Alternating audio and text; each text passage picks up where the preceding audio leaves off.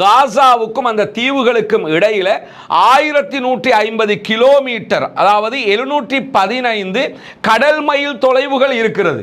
1150 kilometre தூரம் வரைக்கும் சர்வதேச கடல் பரப்புக்குள்ள இஸ்ரேல் நுழைந்து கிரீட் தீவுகளில் வைத்துத்தான் அந்த சகோதரர்களை அரெஸ்ட் பண்ணி இருக்கிறாங்க. 22 கப்பல்களை அடிச்சு நொறுக்கி இருக்கிறாங்க என்கிற செய்திகள் வெளியாகி கொண்டிருக்கிறது. அமெரிக்க ஆக்கிரமிப்பு ராணுவம் இந்த யுத்தத்திற்கு எவ்வளவு செலவு செய்தது என்கிற மிகப்பெரிய ஒரு சர்ச்சை அவர்களுடைய காங்கிரஸ்ல எழுப்பப்பட்டு கொண்டே இருந்தது. ஈரானுடைய ஃபாரின் மினிஸ்டர் அப்பாஸ் அராக்சி ஒரு மணி நேரத்துக்கு முன்பதாக தன்னுடைய எக்ஸ் பக்கத்தில் ஒரு செய்தியை வெளியிட்டு இருக்கிறார். இந்த மாதிரி ஒரு புகைப்படத்தை போட்டிருக்காரு. இதுல பாருங்க, ஸ்ட்ரைட் ஆஃப் ட்ரம்ப்னு சொல்லி போட்டிருக்காரு.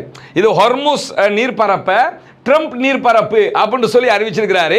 ஆனால் சொல்லுவாங்கல்ல, நீ மண்டைய மறைச்ச நீ கொண்டைய மறைக்கலையடான்னு சொன்ன மாதிரி இதை வட்டம் போட்டு காட்டி இருக்கிறாரு அப்பாஸ் அராக்சி. இதில் நீங்கள் பார்த்தீங்கன்னு சொல்லி சொன்னால் ஸ்ட்ரைட் ஆஃப் ட்ரம்ப்னு இருக்குது, இந்த இடத்துல பெர்ஷியன் கல்ஃப்னு இருக்குது.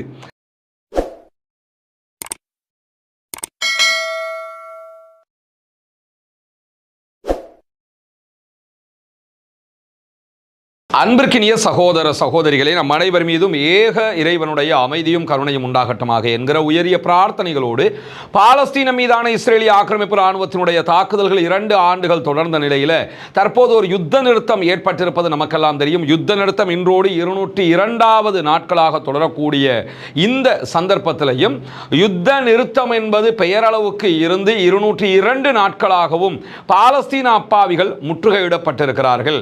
அவர்களுக்கு தேவையான மருந்து, உணவுகள், தண்ணீர் போதிய அளவுக்கு உள்ளே அனுப்ப விடாமல் இஸ்ரேல் தொடர்ந்து அவற்றை தடுத்து வருகிறது. குறிப்பாக ரஃபா பார்டர் இன்னும் மூடப்பட்ட நிலையிலேயே இருக்கிறது. இந்த நிலையில தான் ஃப்ரீடம் ஃப்ளோட்டிலா கூட்டணி சார்பாக தொடர்ந்து காசாவுக்கான உதவிகளை எடுத்து செல்லுகிற பணி அவங்க ட்ரை பண்ணிக்கிட்டே இருக்கிறாங்க.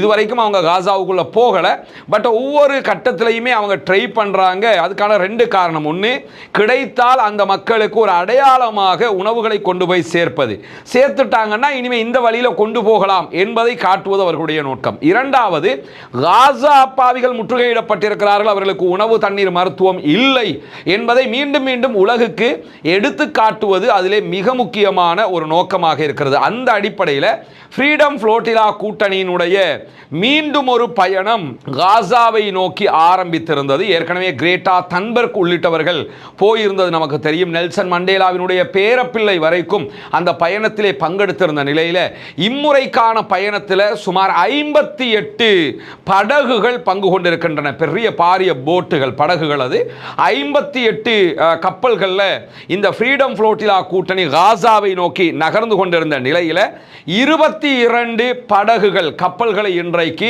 இஸ்ரேலிய ஆக்கிரமிப்பு ராணுவம் உடனடியாக கிரீட் தீவுகளுக்கு அருகிலே கைப்பற்றி இருக்கிறது. அவர்கள் அங்கே இருந்த சகோதர சகோதரிகளை கைதும் செய்திருக்கிறது என்கிற செய்திகள் வெளியாகி இருக்கிறது. குறிப்பாக இந்த கிரீட் தீவுகளை நம்ம எடுத்துக்கிட்டோம்னா காசாவுக்கும் அந்த தீவுகளுக்கும் இடையில 1150 கிலோமீட்டர், அதாவது 715 கடல் மைல் தொலைவுகள் இருக்கிறது. 1150 கிலோமீட்டர் தூரம் வரைக்கும் சர்வதேச கடல் பரப்புக்குள்ள இஸ்ரேல் நுழைந்து கிரீட் தீவுகளில் வைத்துத்தான் அந்த சகோதரர்களை அரெஸ்ட் பண்ணி இருக்கிறாங்க. 22 கப்பல்களை அடிச்சு நொறுக்கி இருக்கிறாங்க என்கிற செய்திகள் வெளியாகி கொண்டிருக்கிறது. ஆனால் இதுக்கு முன்னாடி வரைக்கும் நீங்க பார்த்தீங்கன்னா இஸ்ரேலிய ஆக்கிரமிப்பு ராணுவம் இந்த இடத்துல இருப்பாங்க. காசாவில் இருந்து 70 மைல் கடல் மைல் தூரத்தில் வைத்துத்தான் இதுவரைக்கும் போன கப்பல்கள் எல்லாம் தடுத்து நிறுத்தப்பட்டிருக்கிறது, கைது செய்யப்பட்டிருக்கிறது, உடைத்து நொறுக்கப்பட்டிருக்கிறது. ஆனால் இம்முறை அவங்க ரொம்ப தூரம் வந்து 1150 கிலோமீட்டர் அளவுக்கு தூரம் வந்து வீம்பாக வம்பாக இந்த அநியாயத்தை செய்திருக்கிறார்கள். இவங்க எந்த அநியாயத்தை செய்யலை என்று கேட்கிற அளவுக்கு உலகம் முழுவதும் பல அநியாயங்களை செய்து கொண்டிருக்கக்கூடியவர்கள் இந்த 22 கப்பல்களை அடிச்சிருக்கிறாங்க. அதில் இருக்கக்கூடிய மக்களை கைப்பற்றி இருக்கிறாங்க. இந்த நிலையில் மேலும் 36 படகுகள் பயணித்துக் கொண்டிருக்கிறது காசாவை நோக்கி. அவர்களும் கைது செய்யப்படலாம், தடுக்கப்படலாம் என்கிற அச்சம் உலவுகிற நேரத்தில் தான் சற்று நேரத்துக்கு முன்பதாக, இந்த வீடியோவை நம்ம பதிவு செய்வதற்கு முன்பதாக வெளியாகி இருக்கக்கூடிய செய்திகளை எடுத்துக்கிட்டோம் என்று சொல்லி சொன்னா, சில கப்பல்களுடைய தொடர்புகளை நாங்கள் இழந்திருக்கிறோம் என்று சொல்லி இந்த ஃப்ரீடம் புளோட்டிலா கூட்டணி அறிவித்திருக்கிறது. ஏன்னா வேணும்னே இஸ்ரேல் அந்த தொடர்புகளை துண்டிச்சிருக்கிறாங்க என்று சொல்லியும் அந்த தொடர்புகள் இல்லாத காரணத்தினால அவர்களுக்கு என்ன நடந்தது என்பதை எங்களால் அறிய முடியவில்லை என்று சொல்லியும் ஃப்ரீடம் புளோட்டிலா கூட்டணி சொல்லுகிறது. ஐக்கிய நாடுகள் சபைக்கான இஸ்ரேலுடைய தூதர் இன்றைக்கு வெளியிட்டிருக்கக்கூடிய அறிவிப்பில் இந்த கப்பல்களில் வந்தவர்கள் எங்கள் பகுதிகளை அடைவதற்கு முன்பதாகவே தடுத்து நிறுத்தி இருக்கிறோம் என்று பெருமை பேசிவிட்டு சொல்றாரு. கவனத்தை ஈர்ப்பதற்கு முயலுகிற கிளர்ச்சியாளர்களாகத்தான் இவர்களை நாங்கள் பார்க்கிறோம். நீயே ஆக்கிரமிப்பு செய்கிறவன், பாலஸ்தீனம் என்கிற பெருநிலப்பரப்பை ஆக்கிரமிப்பு செய்து இடத்தை பிடிச்சுக்கிட்டு இந்த மக்களை வந்து கிளர்ச்சியாளர்கள் என்கிற வார்த்தையை கொண்டு இவர்கள் பேசுவது எவ்வளவு தூரம் கோபத்தை பொதுமக்களுக்கு உண்டாக்கும் என்பதையும் நம்ம புரிந்து கொள்ளுகிற அதே நேரத்தில் இங்க நீங்க பார்க்கலாம் ஃப்ரீடம் புளோட்டிலா கூட்டணி பயணித்த கப்பல்களுக்குள்ள இதுல கிட்டத்தட்ட 6 ஃபுட்டேஜ் இருக்குது. அந்த கப்பலுக்குள்ள இருந்த சிசிடிவியினுடைய ஃபுட்டேஜ் இது. உள்ள புகுந்து இஸ்ரேலிய ஆக்கிரமிப்பு ராணுவம் அங்கிருந்த சகோதர சகோதரிகளை முட்டுக்கால அமர வைத்து கைகளை உயர்த்த வைக்கக்கூடிய காட்சிகள் எல்லாம் பதிவாயிருக்கு. அது தொடர்பான வீடியோக்களும் வெளியாகி இருக்கக்கூடிய சூழல்ல கனடாவினுடைய டொரண்டோவில் இருந்து அல் ஜசீராவோடு பேசிய ஃப்ரீடம் புளோட்டிலா கூட்டணியினுடைய ஊடக பேச்சாளர் சஃபர் அவர்கள் பேசும்போது இந்த கடல் வழி தாக்குதல் என்பது இஸ்ரேலிடமிருந்து நூற்றுக்கணக்கான மைல்கள் தொலைவில் நடத்தப்பட்டிருக்கிறது. வளமையில் அவங்க காசாவிலிருந்து 70 கடல் மைல் தொலைவில் தான் நடத்தி இருந்தாங்க கடைசியாக.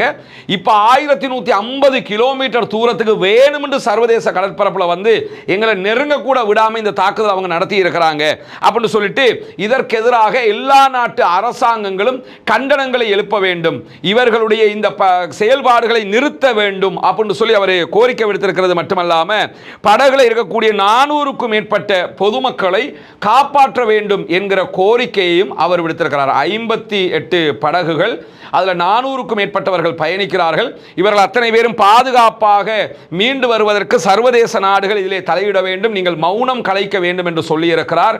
பாலஸ்தீனத்திற்கான ஐநாவினுடைய தூதுவராக செயல்படக்கூடிய பிரான்சிஸ்கா அல்பானிஷ் அவர்கள் இது தொடர்பாக தன்னுடைய கண்டனத்தை வெளியிட்டிருக்கக்கூடிய நிலையில தான் எங்கள் பல படகுகளுடனான தொடர்புகளை நாங்கள் இழந்திருக்கிறோம் என்று சொல்லி கப்பல்ல பயணிக்கக்கூடிய பிரபல எழுத்தாளரும் சமூக செயல்பாட்டாளருமாக இருக்கக்கூடிய தாரிக் ரவுஃப் அவர்கள் அல் ஜசீராவுக்கு தெரிவித்திருக்கக்கூடிய கருத்துக்களும் வெளியாகி இருக்கிறது.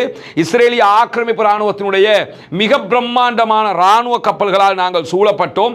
அதில் இருந்து சிறிய கப்பல்கள் RIB என்று சொல்லக்கூடிய சிறிய ராணுவ கப்பல்களில் வந்து எங்களுடைய படகுகளில் அவர்கள் ஏறினார்கள், எங்கள் சகோதரர்களை கைப்பற்றி இருக்கிறார்கள், எங்களுடைய சகோதரர்களுக்கு விலங்கிட்டு இருக்கிறார்கள், அரெஸ்ட் பண்ணி இருக்கிறார்கள்.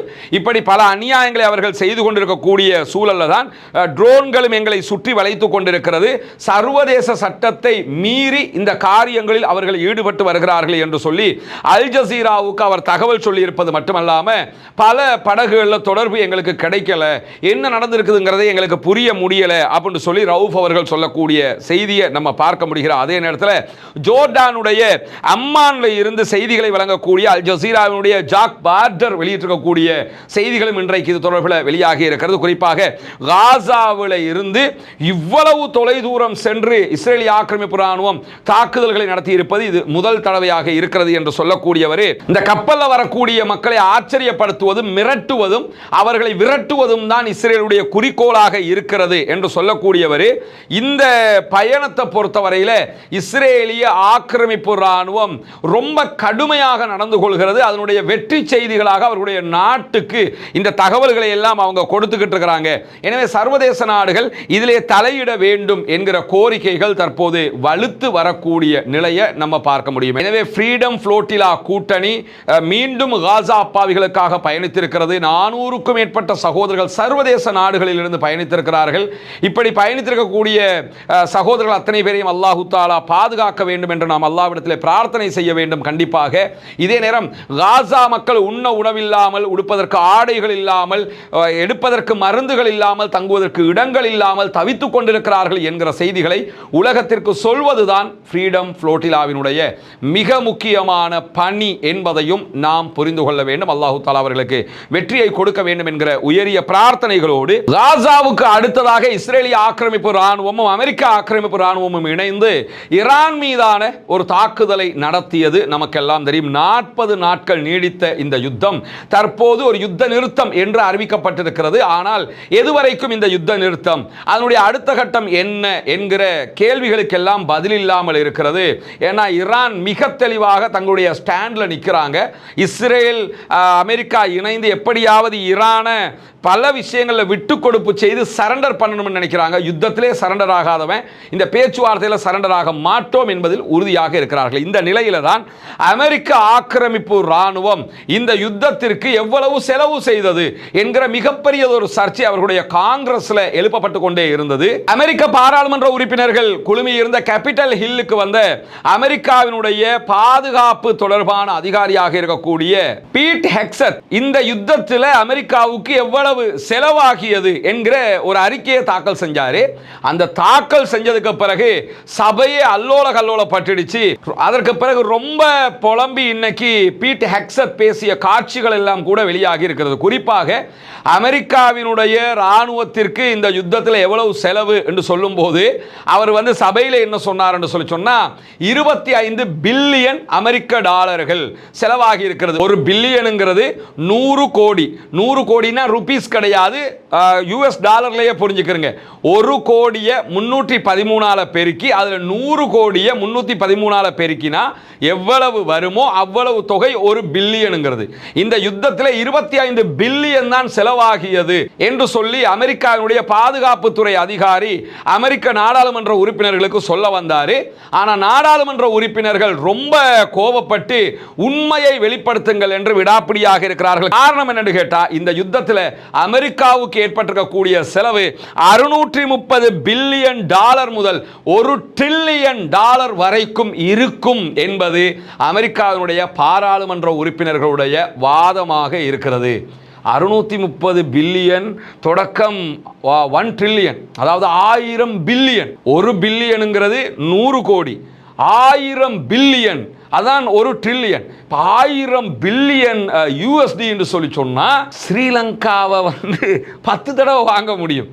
ஏன்னா ஸ்ரீலங்கா மொத்த கடனே 63 பில்லியன் தான். ஈரான் மேலான யுத்தத்துக்கு 1000 பில்லியன் செலவழிச்சிருக்கிறாங்க என்று சொல்லி சொன்னா அப்ப எவ்வளவு பெரிய செலவு இது. அந்த 1000 பில்லியனை அழிச்சுட்டு 25 பில்லியன் தான் செலவாயிடுச்சுன்னு கணக்கு காட்டுறீங்களா, வெக்கம் இல்லையான்னு சொல்லித்தான் அத்தனை பேருமே சண்டை பிடிச்ச நேரத்தில் அந்த இடத்துல பீட் ஹெக்ஸட் பேசும்போது ரொம்ப மனவருத்தப்பட்டு என்ன பேசினார்னு சொல்லி சொன்னா, நம்ம பாராளுமன்றத்தில் காங்கிரஸ் கட்சி எதிர்கட்சி, அவங்க குடியரசு கட்சி ஆளுங்கட்சி டொனால்ட் ட்ரம்பினுடைய ரெண்டையும் சொல்லி சொல்றாங்க. இந்த காங்கிரஸ் கட்சியிலையும் குடியரசு கட்சியிலையும் கொஞ்சம் பேர் இருக்கிறாங்க. இவங்களுக்கு எந்த பொறுப்பும் கிடையாது, எந்த திறமையும் கிடையாது. இவங்க என்ன பண்றாங்கன்னா அடிக்கடி ஈரானோட தோல்வியை ஒப்புக்கொண்டு பேசிக் கொண்டு இருக்கிறார்கள். நம்ம தோத்துட்டோம்னு நீங்க நினைச்சுக்கிட்டு இருக்கிறீங்க, நாம ஜெயிச்சிட்டோம் தெரியுமா அப்படிங்கிறாரு. இப்போ என்னன்னா யுத்தத்தில் தோத்துட்டாங்க, எப்படியாவது ஜெயிச்சிட்டோம்ங்கிறத அந்த வெற்றி வெற்றி வெற்றி வெற்றின்னு சொல்லி வெற்றியை உண்டாக்கிக்கிறதுக்கு ட்ரை பண்றாங்க. அதற்காக அவர் என்ன செய்யறாருன்னு கேட்டா, நீங்களே தோத்துட்டோம்னு பேசினா சரியா, இதெல்லாம் நல்லதா அப்படின்னு சொல்லி கடுமையாக இன்றைக்கு சபையில் பேசினார் என்கிற செய்திகள் வெளியாகி இருக்கிற அதே நேரத்தில் ஈரானுடைய ஃபாரின் மினிஸ்டர் அப்பாஸ் அராக்சி 1 மணி நேரத்துக்கு முன்பதாக தன்னுடைய எக்ஸ் பக்கத்தில் ஒரு செய்தியை வெளியிட்டிருக்கிறார். பெர்ஷியன் கல்ஃப் டே, பாரசீக வளைகுடா தினம் என்கிற ஒன்றை இன்றைக்கு ஈரான் கொண்டாடி கொண்டிருக்கிறது. அதனுடைய கொண்டாட்டங்கள் வெகு விமர்சையாக ஈரான் முழுவதும் நடைபெற்று வருகிறது. இந்த நேரத்தில் அமெரிக்க அதிபர் டொனால்ட் ட்ரம்ப் இப்படி ஒரு வேலையை பார்த்திருக்கிறாரு. அந்த தெரியுமில்ல, ஏஐல போட்டோ பிடிச்சி துப்பாக்கி வச்சிருக்க மாதிரி சொல்லுவோம், என்ன பார்த்துக்கிட்டு இருக்காரு அவர் பார்க்காத வேலையா, அந்த மாதிரி இன்னைக்கு ஒரு வேலையை என்ன பார்த்திருக்காருன்னு கேட்டா இதுல இந்த மாதிரி ஒரு புகைப்படத்தை போட்டிருக்காரு. இதுல பாருங்க, ஸ்ட்ரைட் ஆஃப் ட்ரம்ப்னு சொல்லி போட்டிருக்காரு. இது ஹொர்முஸ் நீர்ப்பரப்ப ட்ரம்ப் நீர்ப்பரப்பு அப்படின்னு சொல்லி அறிவிச்சிருக்கிறாரு. ஆனால் சொல்லுவாங்கல்ல, நீ மண்டைய மறைச்ச நீ கொண்டைய மறைக்கலையடான்னு சொன்ன மாதிரி இதை வட்டம் போட்டு காட்டி இருக்கிறாரு அப்பாஸ் அராக்சி. இதில் நீங்கள் பார்த்தீங்கன்னு சொல்லி சொன்னால் ஸ்ட்ரைட் ஆஃப் ட்ரம்ப்னு இருக்குது, இந்த இடத்துல பெர்ஷியன் கல்ஃப்னு இருக்குது. இந்த இடத்துல கரெக்டாக இருந்தால் என்ன செய்யணும்னா கூகுளில் எல்லாம் பெரும்பாலும் பெர்ஷியன் கல்ஃப்ங்கிற இடத்துல அரேபியன் கல்ஃப்னு வரும். அமெரிக்க அதிபர் டொனால்ட் ட்ரம்ப் கடைசியாக வளைகுடா நாடுகளுக்கு வரும்போது இந்த பெர்ஷியன் கல்ஃப்ங்கிறத நாங்கள் அரேபியன் கல்ஃப் அப்படின்னு சொல்லி பேர் மாத்திரம் போனார். அதுக்கப்புறம் கூகுளில் எல்லாம் பெர்ஷியன் கல்ஃபோட சேர்த்து அரேபியன் கல்ஃப்னு சேர்ந்து தான் வரும். இப்போ அரேபியன் கல்ஃபை காணும், பெர்ஷியன் கல்ஃப் மட்டும் தான் இருக்குது அவர் வெளியிட்டிருக்கக்கூடிய புகைப்படத்தில். ஆனால் இதில் ஸ்ட்ரைட் ஆஃப் ஹொர்முஸ்ங்கிறதுக்கு பதிலாக ஸ்ட்ரைட் ஆஃப் ட்ரம்ப்னு சொல்லி அவர் போட்டிருக்கிறாரு. இந்த புகைப்படத்தை எல்லாம் இன்றைக்கு அப்பாஸ் அராக்சி வெளியிட்டு என்ன சொல்றாருன்னு கேட்டால், 400 ஆண்டுகளுக்கு முன்பதாக எங்களுடைய முன்னோர்கள் ஹொர்முஸ் ஜலசந்தியில் போர்த்துகீசர்களை அடித்து விரட்டினாங்க. அந்த டேட்டை தான் நாங்கள் கொண்டாடிக்கிட்டு இருக்கோம். 400 வருஷமாக நாங்கள் கொண்டாடுறோம் போர்த்துகீசர்களை அடித்து விரட்டினது. ஆனால் அமெரிக்க அதிபர் டொனால்ட் ட்ரம்பை பொறுத்தவரையில் என்ன பண்ணுறாருன்னு கேட்டால் பாரசீக வளைகுடா என்கிற சரியான சொல்லை பயன்படுத்துகிறார். ஆனால் ஹொர்முஸ் என்கிற இடத்திற்கு பதிலாக வேறு ஒரு பெயரை பயன்படுத்திக்கிட்டு இருக்கிறார். இது அமெரிக்காவினுடைய அதிபருக்கு பென்டகன் கொடுத்திருக்கக்கூடிய போலி பெயர். இது நீங்கள் எப்படி பயன்படுத்துங்க? இவர் இந்த இடத்துக்கு ஸ்ட்ரைட் ஆஃப் ட்ரம்ப்னு சொல்லி சொன்னதுனால அது நடந்துமா? நீயே யுத்தத்தில் தோத்து போயிருக்கிற தோல்வி உற்றவன் ஒருத்தன் இதை பற்றி பேசலாமா என்பதை கிண்டலாக அவர் சொல்லியிருக்கிறார். ஈரானுடைய ஷியா மக்களுடைய ஆன்மீக தலைவராக இருக்கக்கூடிய ஆயத்துல்லா அலி முஜ்தபா அவர்கள் இன்றைக்கு தன்னுடைய அறிக்கையை வெளியிட்டிருக்கிறார். அந்த அறிக்கையில் அமெரிக்காவினுடைய வெட்கக்கேடான தோல்விக்கு மத்தியில் ஹொர்முஸ் ஜலசந்தியில் ஒரு புதிய அத்தியாயம் பிறக்கிறது அப்படின்னு சொல்லி அவர் சொல்றாரு. அமெரிக்காவினுடைய தோல்வியை மிக வெட்கக்கேடான தோல்வி அப்படின்னு சொல்லி அவர் அறிவிச்சிருக்கக்கூடிய நிலையில தான் உச்ச தலைவராக நியமிக்கப்பட்டதிலிருந்து ஆயத்துல்லா அலி முஜ்தபா அவங்க பப்ளிக்ல வரல. அவர் வெளியில வீடியோவில் காட்சி தரவும் இல்லை, புகைப்படமாக காட்சி தரவும் இல்லை, ஒரு வாய்ஸ் ரெக்கார்டிங்காக கூட அவருடைய அறிக்கைகள் வரல. எல்லாமே எழுத்துல தான் வந்திருக்குது. எழுத்துல வரும்போது என்ன பண்றாங்கன்னு கேட்டால் அதை தொலைக்காட்சிகள் ஒளிபரப்பும். இன்னைக்கு ஆயத்துல்லா அலி முஜ்தபா அவர்கள் இப்படி அறிவித்திருக்கிறார்னு சொல்லி அறிவிப்பாங்க. இதை பல ஊடகங்களும் என்ன சொல்றாங்கன்னு கேட்டால், குறிப்பாக அமெரிக்க சார்பான ஊடகங்களும் அமெரிக்க அதிகாரிகளும் முஜ்தபா கடுமையாக தாக்குதலுக்குள்ளாகி இருக்கிறாரு அப்படிங்கிறாங்க. ஆரம்பத்தில் அவர் மாஸ்கோவில் ரஷ்யாவில் போய் ட்ரீட்மெண்ட்டுக்கு போயிட்டாருன்னு சொன்னாங்க. இது எல்லாமே ரஷ்யாவும் மறுத்துட்டாங்க, ஈரானும் மறுத்துட்டாங்க. அவர் பாதுகாப்பாக இருக்கிறார். கடந்த காலங்களில் எங்களுடைய பல தலைவர்கள் கொல்லப்பட்டிருக்கிறதுனால அவருக்கு மீண்டும் அந்த நிலை வந்துடக்கூடாது என்று சொல்லி நாங்கள் அவரை ரொம்ப பாதுகாப்பாக வைத்துக் கொண்டிருக்கிறோம் என்று அதற்குரிய ஒரு நியாயத்தை ஈரான் சொல்லிக் கொண்டிருக்கக்கூடிய சூழலில் தான் இன்றைக்கு ஆயத்துல்லா அலி முஜ்தபா அவர்களுடைய அறிக்கை வெளியாகி இருக்கிறது. அறிக்கையை பொறுத்தவரையில் அவர் அதில் இவ்வளவு நாட்களாக ஈரான் எதை செய்து கொண்டிருக்கிறதோ அதையே மீண்டும் நியாயப்படுத்தி மிக தெளிவாக பேசியிருக்கிறார். வளைகுடா ஒத்துழைப்பு கவுன்சில் நாடுகள் அமெரிக்காவில் இருந்து தங்களை விலக்கிக் கொள்ள வேண்டும். குறிப்பாக கல்ஃபில் இருக்கக்கூடிய நாடுகள் அமெரிக்காவுடைய படைத்தளங்களை வைக்கக்கூடாது, அங்கிருந்து அனுப்பிடுங்க. அமெரிக்காவில் படைத்தளம் இருக்கிற காலம் எல்லாம் எங்களுக்கும் அமெரிக்காவுக்கும் சண்டை வந்தால் நாங்கள் அங்கே தான் அடிப்போம். எனவே அங்கிருந்து படைத்தளங்களை நீங்கள் அனுப்பிவிட வேண்டும். இதுதான் ஈரானுடைய தாக்குதலுக்கான நியாயமும் கூட அப்படின்னு சொல்லி இன்றைக்கு முஜ்தபா அவர்கள் வெளியிட்டிருக்கக்கூடிய அறிவிப்பில் சொல்றது மட்டுமல்லாமல் ஹொர்முஸ் நீர்நிலை மீதான ஈரானுடைய உரிமையும் இறையாண்மையையும் மீண்டும் அவர் வலியுறுத்தி இருக்கிறார். ஹொர்முஸ் எங்களுக்கு தான், அதில் யாருமே கை வைக்க விட மாட்டோம், நாங்கள் நினைச்சதை தான் அங்கே பண்ணுவோம். நீங்கள் எப்படி மற்ற இடங்களில் பனாமாக்காரன் எப்படி பண்ணுவானோ அல்லது ஈஜிப்ட் எப்படி தங்களுடைய வளைகுடா பகுதிகள் அந்த வேலைகளை பண்ணுவாங்களோ இதே மாதிரி நாங்கள் என்ன பண்ணுவோம்னு கேட்டால் ஹொர்முஸில் எங்கள் முடிவை தான் நாங்கள் எடுப்போம்னு சொல்லிட்டு அதனுடைய நிர்வாக கண்காணிப்பு முழுவதுமாக ஈரான் கையில் தான் இருக்கும். தற்போதைய பேச்சுவார்த்தைகளில் ஈரானுக்கு மிகப்பெரிய சாதகம் கிடைக்கும், எங்களுக்கு தான் பேச்சுவார்த்தையில் வெற்றி கிடைக்கும் அப்படின்னு சொல்லி இன்றைக்கு ஆயத்துல்லா அலி முஜ்தபா அவர்களுடைய அறிக்கையில் சொல்லப்படுறது மட்டுமல்லாமல் மிக தெளிவாக ஒரு செய்தியை சொல்லியிருக்கிறாரு. அணுசக்தி அதே போன்று ஈரானுடைய ஏவுகணை திறன்களை ஈரான் பாதுகாக்கும். ஏவுகணை திறன்களை குறைக்கவும் மாட்டோம், தயாரிக்கிறதை நிறுத்தவும் மாட்டோம். அணுசக்திக்கான எங்களுடைய முயற்சி யுரேனியத்தை செறிவூட்டுவதை நிறுத்தவும் மாட்டோம். யுரேனியத்தை 0%க்கு செறிவூட்டுறதை குறைக்கணும் என்கிற அமெரிக்காவுடைய கோரிக்கையை ஏற்றுக்கொள்ள மாட்டோம் என்று சொல்லிட்டு ட்ரம்பினுடைய இந்த விதமான எந்த கோரிக்கையும் பரிசீலனைக்கு கூட எடுக்க மாட்டோம் என்று சொல்லி மிக தெளிவாக சொல்லக்கூடிய ஈரானுடைய ஆன்மீக தலைவர் முஜ்தபா அவங்க என்ன சொல்றாங்கன்னா, ஈரான் தன்னுடைய திறன்களை கடுமையாக பாதுகாக்கும். ஈரானியர்கள் நாட்டினுடைய அணுசக்தி அதே போன்று ஏவுகணை திறன்களை தங்களுடைய தேசிய மூலதனமாக கருதுகிறார்கள் அப்படின்னு சொல்லக்கூடியவர். நீர், நிலம், வான்பரப்பு எல்லைகளை எப்படி நாங்கள் பாதுகாக்கிறோமோ அதுபோன்று ஈரானுடைய அணுசக்தி திட்டங்களையும் ஈரானுடைய ஏவுகணை பலத்தையும் நாங்கள் பாதுகாப்போம், அதை விட்டு கொடுக்கவே மாட்டோம் என்று சொல்லி என்ன பண்றாருன்னா திட்டவட்டமாக தன்னுடைய அறிவிப்பில் முஜ்தபா அவர்கள் சொல்லியிருக்கக்கூடிய காட்சிகளை நம்ம பார்க்க முடியும். எனவே இன்றைக்கு வெளியாக இருக்கக்கூடிய முக்கியமான செய்திகளாக இதை நாம் பார்க்க முடிகிறது. ஈரானுக்கும் அமெரிக்காவுக்கும் இடையிலான பேச்சுவார்த்தைகளுக்கான எந்த ஒரு சமிக்ஞைகளும் வெளிப்படையாக வெளிவராத சூழல்ல ஈரான் ஹொர்முஸை மூடிய வைத்துக் கொண்டிருக்கிறார்கள். எண்ணெய் ஏற்றுமதி இறக்குமதி மொத்தமாக தடை செய்யப்பட்டிருக்கக்கூடிய சூழலை நம்ம பார்க்க முடியும். பொறுத்திருந்து பார்க்கலாம் என்னவெல்லாம் நடக்கிறது என்பதை. பாலஸ்தீனம் வெற்றி பெற வேண்டும், பாலஸ்தீனம் சுதந்திரம் அடைய வேண்டும். அதே போன்று மத்திய கிழக்கு மீதான அமெரிக்க இஸ்ரேலிய ஆக்கிரமிப்புகள் நிறுத்தப்பட வேண்டும். காசா, லெபனான், ஈரான் உள்ளிட்ட பகுதிகள் அப்பாவிகள் மீதான ஆக்கிரமிப்பு தாக்குதல்கள் நிறுத்தப்பட்டு அந்த பகுதிகள் உட்பட உலகின் பல பகுதிகளிலும் அனைத்து பகுதிகளிலும் அமைதி திரும்ப வேண்டும் என்கிற உயரிய பிரார்த்தனைகளோடு ஆக்கிரமிப்பாளர்களுக்கு எதிராக தொடர்ந்தும் ஜனநாயக ரீதியாக குரல் எழுப்புவோமாக. வாஹ் தஅவானா அல்ஹம்துலில்லாஹி ரப்பில் ஆலமீன்.